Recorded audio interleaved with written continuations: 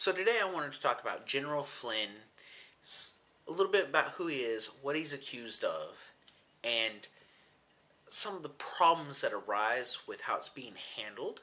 So, I'm Garnet, the Inquisitive Veteran, and let's get started. So, General Flynn, Michael Flynn.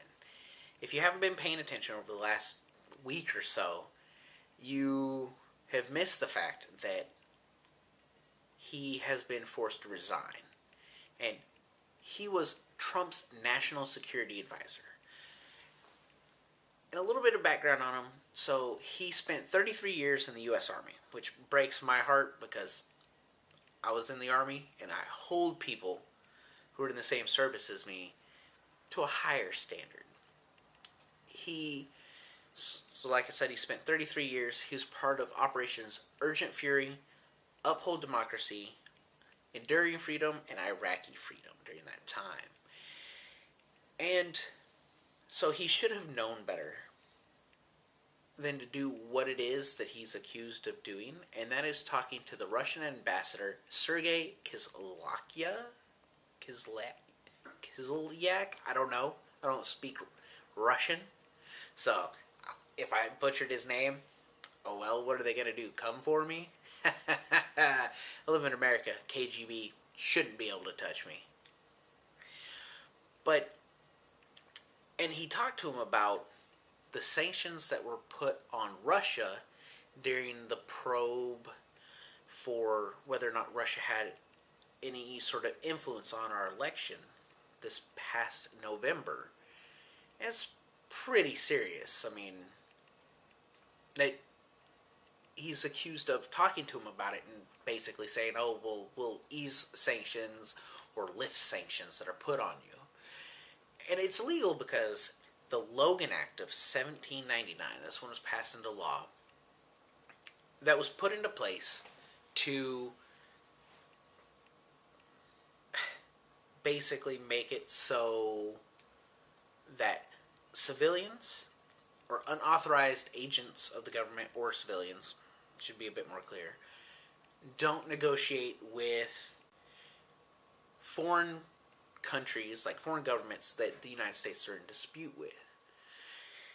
And it was later made to be a felony. So, one of the problems arises from the White House's response. They said that they had him resign because he misled Vice President Pence, and the trust level between him, like General Flynn, and President Trump had dropped, like it was being eroded away. And that's when he turned around and was asked to resign by President Trump. And it's kind of strange because Kellyanne Conway, just a few hours before, was purported to be saying that Flynn had Trump's full confidence. And so it sort of seems a little strange that she would say that, and then all of a sudden they're like, oh, you're gone. And the other story that I've heard is that Flynn had informed President Trump about this weeks before, and there were a few other issues that came up, and that's when he was asked to resign. So I don't know the full story. Now, conservatives, people like Rand Paul, have said that it is not good to investigate, or it would be a waste of time to investigate fellow Republicans, and I think that's wrong. Mainly because General Flynn had been one of the biggest proponents of saying that Hillary should have been locked up for her email scandal and how her email had been hacked supposedly by Russians and as unsecured information. And then President Trump gets on Twitter. That's why he's called Twitler. Because people don't like him very much. And said that it was fake news, and that I think it was CNN and one other place were spreading around, like the Washington Post and New York Times as well, were spreading around just to discredit him. What he should have done, and what he should do, he still has an opportunity to do this, is to launch an investigation and make sure everything is out in the open. Because this could really signal a very huge problem early in his presidency.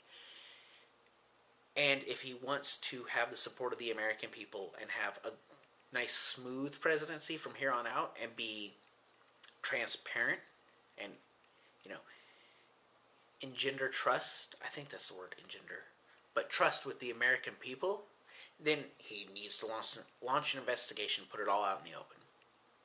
Is he going to do that? Probably not. And that's been my biggest problem with what's going on so far, is Republicans were all about Hillary's emails and Benghazi and all these things that they said that she did wrong. And so when it comes down to it, it's a dangerous thing. If he did it on his own, he needs to face full legal charges, because it hurts Americans around the world. It weakens our position, and it shows us as being weak against the Russians. And that, right now, they are our biggest political enemy. I'm not saying we're in a shooting war, because obviously we're not. He should have known better. And I find it highly unlikely that he did it on his own. Trump is a very controlling individual. And that was his strength during the, nomination and during his campaign, because he controlled the conversation about Hillary the entire time, pretty much. And that's how he got elected. So I think it's safe to assume that he probably, even if he didn't know explicitly, he probably had a good idea, and that Flynn was doing this. So what the Republicans need to do is they need to come forward and start an investigation and find out what the truth is. Because it took, the FBI and the CIA, I think it was one of those two, I'm not sure, it just said intelligence communities, to contact the White House and be like, oh, what you guys are saying, that it's not a big deal, it's not true. If Republicans don't launch an investigation, they're going to lose in the midterm elections, when it matters most, whether or not they'll be able to do anything. Because it doesn't matter if you have the White House if you don't have the House of Representatives and the Senate. You don't have anything. They can continuously shut down the president. And I don't think they're thinking about that right now. But I really hope that the truth comes out and, we get to the bottom of this. Because as an American, I want to know. And I find it a strong betrayal of American trust. But those are just my thoughts. I really want to know what you have to say, so leave a comment below. Throw me a like or a dislike, depending on how you like the video. Subscribe up above or down below. Share me on Facebook, because like I said in an earlier video, get to 15 subscribers. I'll tell you the story about how I blew my eyebrows off. 20 subscribers.